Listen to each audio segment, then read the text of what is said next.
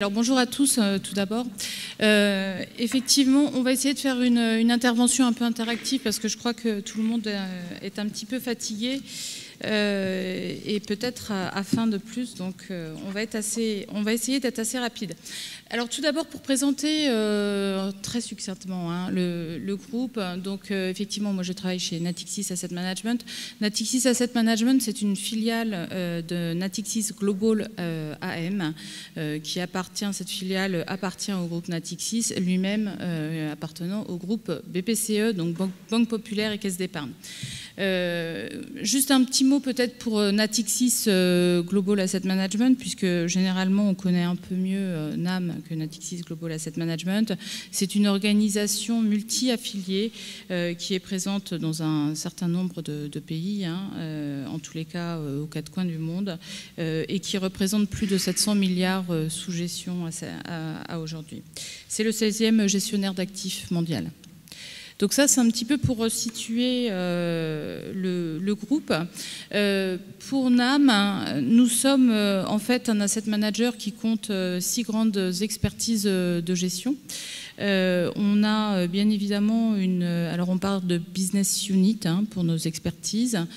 Certaines business units sont filialisées, d'autres ne le sont pas. On a une grosse business unit taux, puisqu'on est essentiellement un acteur de taux.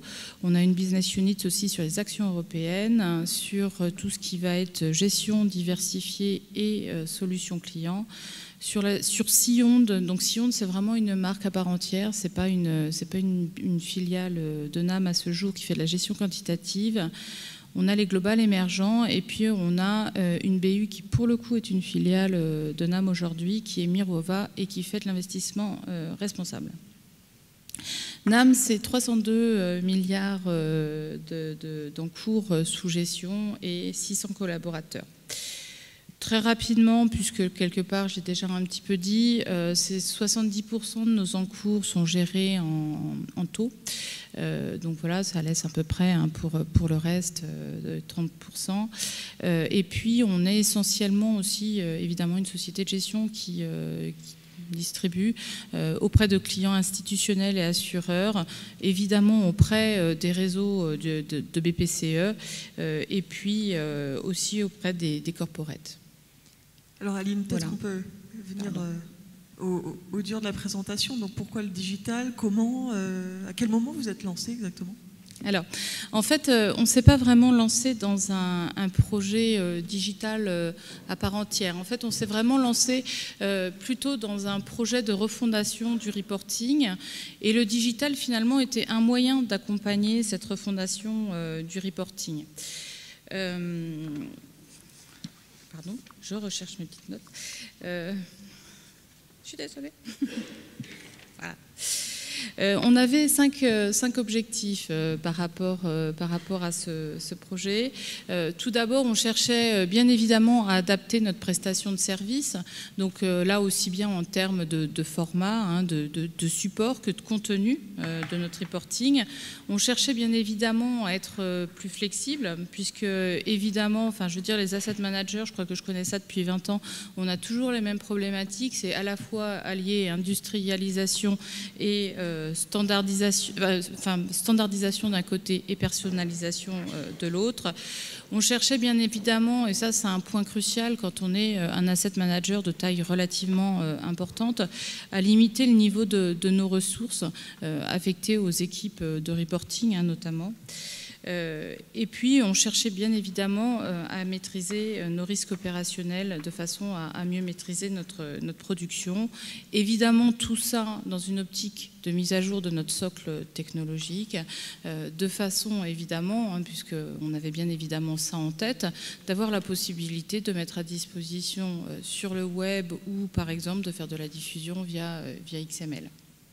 D'accord, donc c'était une stratégie vraiment En tout cas plus globale. C'était une stratégie plus globale. Alors effectivement, plus globale pour le reporting, mais aussi effectivement plus globale d'un point de vue digital, puisque effectivement le digital est un des axes stratégiques pour BPCE dans son plan stratégique 2016. Il y a une vraie volonté que chacune des expertises soit présente, de l'expert, donc typiquement d'un Mirova, d'un NAM, jusqu'au niveau de BPCE. Il y a aussi une volonté, bien évidemment, et donc ça c'est vrai au niveau de tout BPCE, hein, donc ça prend toute la chaîne que j'ai pu vous présenter au démarrage de BPCE, Natixis, Global AM et NAM, d'être présent à la fois sur tout type de support. Et puis évidemment une présence aussi assez renforcée au niveau des réseaux sociaux. Peut-être juste pour vous montrer, donc effectivement, nous... Des slides, non, peut-être? Pardon? Ah oui, pardon, je n'avais pas vu. Donc juste peut-être pour illustrer le propos, donc effectivement, quelque part, nous, on avait un projet de refondation de notre reporting avec une volonté forte d'aller évidemment sur le digital. Et puis, on a croisé notre chemin quelque part avec ce projet de stratégie digitale, hein, qui nous arrivait quelque part un peu de BPCE et qui, au sein de l'asset manager, se décline finalement différents chantiers. Donc il y a un chantier réseaux sociaux, donc on a d'ailleurs ouvert notre compte Twitter cette semaine aussi, hein, voilà. Il y a évidemment toute une problématique autour des réseaux bancaires et de notre présence dans les réseaux bancaires. Il y a bien évidemment un chantier reporting qui est le chantier reporting digital et puis tout un chantier vidéo. Juste aussi peut-être pour un petit peu illustrer le propos et la complexité de ce que peuvent être la visibilité de Natixis Asset Management quand on est dans un groupe bancaire tel que BPCE. Évidemment, c'est la déclinaison que les uns et les autres ont pu avoir avec le type de support, hein, que ce soit du Twitter par exemple, que ce soit des blogs, que ce soit aussi bien évidemment, puisque nous on a accès sur des expertise, on l'a dit, on a des business units qu'on démarque, certaines ont des filiales, on a en plus d'autres filiales qui ne sont pas toujours majoritaires, mais sur lesquelles on fait des sites. Donc tout ça donne vraiment un foisonnement en fait de sites différents, et bien évidemment, cela doit aussi s'intégrer dans les sites de nos réseaux mères, hein, que sont ceux des caisses d'épargne et des banques populaires. Donc voilà, je dirais un existant qui est déjà relativement important. Et puis par rapport à ça, évidemment, mais je veux dire comme l'ont dit mes prédécesseurs, évidemment un site web qui est là, qui est en constante évolution. Et puis à l'intérieur, on renforce par de la TV, des web TV par exemple, hein, avec Philippe Wechter, notre économiste qui va parler, ou bien Franck Nicolas qui est notre expert en allocation d'actifs qui va se retrouver lui au sein des sites des banques populaires sur l'espace placement financier pour expliquer certainement comment mieux allouer son épargne. Mais au sein de tout cet ensemble de sites, justement, comment vous arrivez à vous différencier Alors en fait, les éléments de différenciation qu'on a recherchés par rapport à notre reporting, ils étaient, et ils sont, je dirais, toujours de 5 ordres. Tout d'abord, et je dirais que ça n'a rien d'exceptionnel, on cherche à avoir un reporting adapté. Un reporting adapté, ça veut dire que, on l'a vu, en tous les cas c'est le cas pour nous, on va adresser un nombre de clientèles très important. Évidemment du français, de l'international, du retail, de l'institutionnel, du client professionnel ou du non professionnel. Donc tout ça va nécessiter effectivement d'adapter notre reporting. De plus, ce qu'on a vraiment cherché à faire, et c'est là où vraiment on a le lien avec la partie digitale, c'est qu'on a absolument convaincu que le reporting tel qu'on l'a fait, ou qu'on continue encore aujourd'hui à le faire, parce qu'on va dire qu'on n'a pas complètement fini, c'est-à-dire le reporting mensuel, hein, qu'on va mettre sous forme PDF et envoyer chaque mois à notre client, ça c'est fini. Donc l'objectif, ça veut dire que quelque part, au quotidien, j'ai la capacité d'aller mettre à disposition sur mon site internet de l'information qui permet de recomposer un reporting adapté à chacun du client que lui-même peut se customiser. Et typiquement, c'est vraiment là-dessus un de nos objectifs majeurs sur lesquels on a travaillé. Donc on verra derrière les conséquences que ça a. Parce que ça, on ne le fait pas juste en claquant les doigts.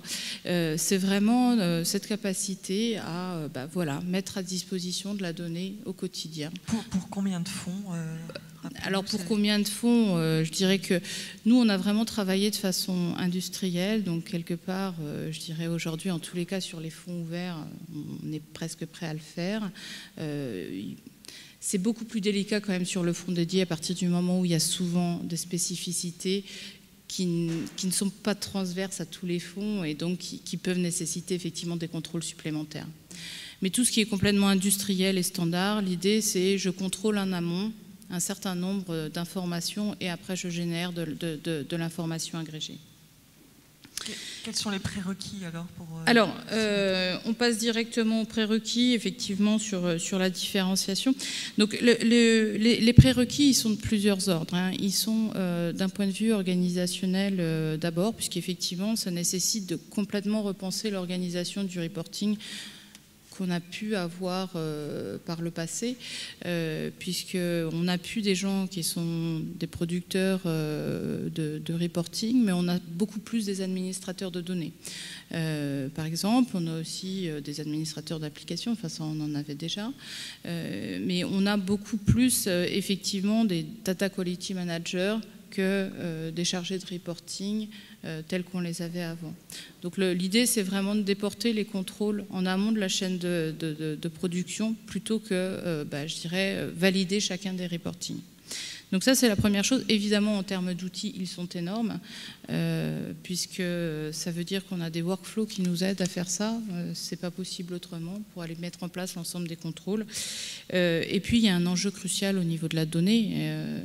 Mais ça, enfin, je veux dire, ce sont des chantiers que les asset managers connaissent bien.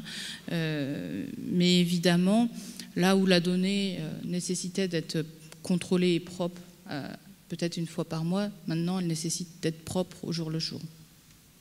D'accord. Vous avez des exemples concrets? Alors, effectivement, on a quelques exemples à vous montrer sur ce qu'on a fait. Donc, on a travaillé en partenariat avec BISAM sur la réalisation d'un portail donc qui via Biportal. Donc notre objectif, c'est de mettre à disposition... Alors, la façon dont on a travaillé, je ne l'ai pas encore précisé, on a cherché à travailler tout d'abord de façon à mettre ça à disposition en interne pour l'ouvrir par la suite auprès de nos clients. Donc on a déjà énormément travaillé sur tout ce qui était process de gestion, données, outils, mise à disposition en interne. Ça, c'est vraiment une étape qui est derrière nous maintenant. Et donc, on va pouvoir sereinement, enfin, je veux dire, on a vraiment toutes les fondations pour pouvoir travailler sur l'ouverture de tout ça. Ça faisait partie d'une phase test? Ça faisait partie, voilà, de notre logique de projet. Et donc tout ça en regardant l'évolution du projet plus global de stratégie digitale. Voilà, avec Biportal, eh bien, on a la possibilité d'avoir des pages d'accueil aujourd'hui qu'on peut se paramétrer un petit peu comme on le souhaite.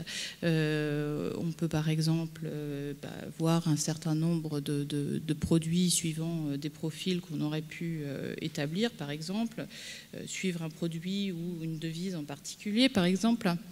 On peut aussi, et je dirais, je pense que ça fait vraiment le lien avec ce que nous expliquait Jean-Olivier tout à l'heure, la possibilité d'aller rechercher des reportings sur un fonds en particulier et donc d'avoir la liste des reportings qui peuvent être disponibles sur un fonds.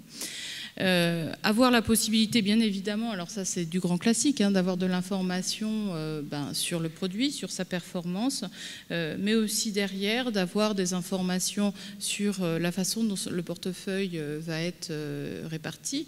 Et puis, bien évidemment, ça ne se voit pas forcément là, mais de zoomer sur la partie Information Technology, par exemple, pour aller voir le détail qui est dans ce secteur d'activité. Donc, évidemment, là, on est dans l'interactivité. Et de la même façon, bon, on a un petit exemple derrière, mais qui est exactement le même. Hein. C'est sur l'attribution de performance, avoir la possibilité, une fois qu'on a mis les différents effets d'attribution de performance, de pouvoir cliquer sur ces effets-là pour aller voir au niveau du titre quel est celui qui a le plus contribué à l'effet en particulier. Donc voilà, je dirais un petit peu notre démarche.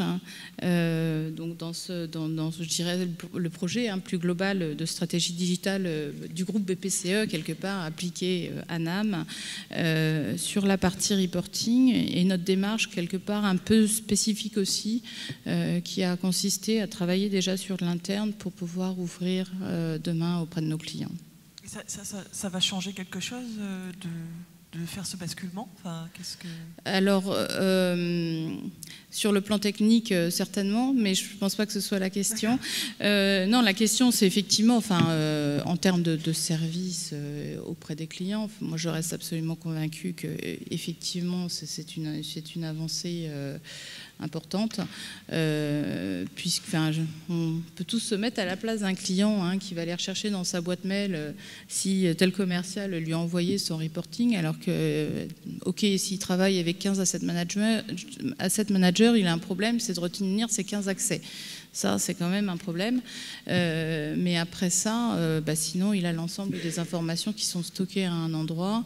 Il peut aussi avoir ce qu'il a choisi en termes d'abonnement lui-même, par exemple, ou les informations qu'on lui a plus particulièrement poussées. Donc, effectivement, c'est une avancée en termes de service client qui est claire. Et puis, la capacité d'avoir la possibilité d'avoir de l'information fraîche en courant du mois, on voit bien que c'est quelque chose qui est de plus en plus demandé. Très bien. Merci beaucoup. Merci pour votre expertise.